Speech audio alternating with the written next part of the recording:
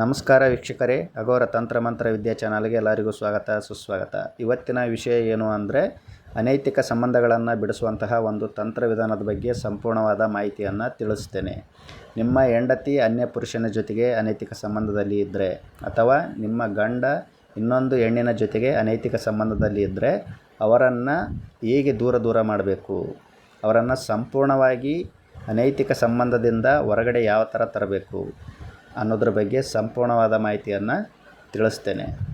ಇಲ್ಲಿ ತೋರಿಸ್ತಿರುವಂತಹ ಯಂತ್ರವನ್ನು ನೀವು ವೈಟ್ ಪೇಪರ್ ಆಗಲಿ ಇಲ್ಲಾಂದರೆ ಭೋಜಪತ್ರೆ ಆಗಲಿ ತೆಗೆದುಕೊಂಡು ಕೆಂಪು ಪೆನ್ನಿನಿಂದ ನೀವು ಬರಿಬೇಕು.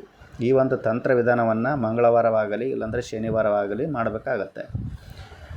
ಯಂತ್ರವನ್ನು ರಚನೆಯನ್ನು ಮಾಡಿ ಯಂತ್ರದ ಒಳಗಡೆ ಹೆಸರು ಅಂತ ಇದ್ದಲ್ಲಿ ನಿಮ್ಮ ಗಂಡನ ಹೆಸರು, ತಾಯಿಯ ಹೆಸರು, ಆಮೇಲೆ ಯಾವ ವ್ಯಕ್ತಿಯ ಜೊತೆಗೆ ಅನೈತಿಕ ಸಂಬಂಧದಲ್ಲಿದ್ದರೆ ಅವರ ಹೆಸರು, ತಾಯಿಯ ಹೆಸರು, ಹಾಗೂ ನಿಮ್ಮ ಹೆಂಡತಿ ಅನೈತಿಕ ಸಂಬಂಧದಲ್ಲಿದ್ದರೆ ಅವರ ಹೆಸರು, ತಾಯಿಯ ಹೆಸರು, ಯಾರ ಜೊತೆಗೆ ಅನೈತಿಕ ಸಂಬಂಧದಲ್ಲಿದ್ದರೆ ಅವರ ಹೆಸರು, ತಾಯಿಯ ಹೆಸರು, ಈ ಥರ ಕಂಪಲ್ಸರಿಯಾಗಿ ನೀವು ಬರಿಬೇಕು. ಬರೆದು ಅವರ ತಲೆಯ ಕೂದಲು ಅಂದರೆ ನಿಮ್ಮ ಗಂಡ ಅನೈತಿಕ ಸಂಬಂಧದಲ್ಲಿದ್ದರೆ ನಿಮ್ಮ ಗಂಡನ ತಲೆಯ ಕೂದಲು, ನಿಮ್ಮ ಹೆಂಡತಿ ಅನೈತಿಕ ಸಂಬಂಧದಲ್ಲಿದ್ದರೆ ನಿಮ್ಮ ಹೆಂಡತಿಯ ತಲೆಯ ಕೂದಲನ್ನು ತೆಗೆದುಕೊಳ್ಳಬೇಕಾಗತ್ತೆ. ಸ್ವಲ್ಪ ತೆಗೆದುಕೊಂಡು ಆ ಯಂತ್ರದ ಒಳಗಡೆ ಹಾಕಬೇಕು. ಇದೇ ಥರನಾಗಿ ನೀವು 8 ಯಂತ್ರಗಳನ್ನು ರಚನೆ ಮಾಡಬೇಕು ಸಪ್ರೇಟಾಗಿ. ಆ 8 ಯಂತ್ರದ ಒಳಗಡೆನೂ ಅವರ ತಲೆಯ ಕೂದಲನ್ನು ಸ್ವಲ್ಪ ಹಾಕಬೇಕು. ಹಾಕಿ ಅದನ್ನು ಚೆನ್ನಾಗಿ ಮಡಿಚಿ ಕಪ್ಪು ದಾರವನ್ನು ಸುತ್ತಬೇಕು.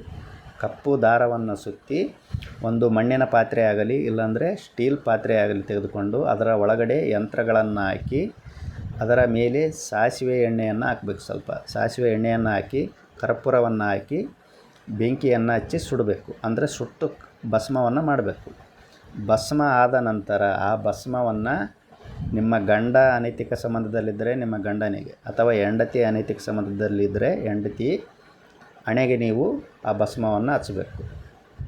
ಈ ಥರನಾಗಿ ನೀವು 8 ಶನಿವಾರ ಇಲ್ಲ 8 ಮಂಗಳವಾರ ಕಂಪಲ್ಸರಿಯಾಗಿ ಮಾಡಬೇಕು.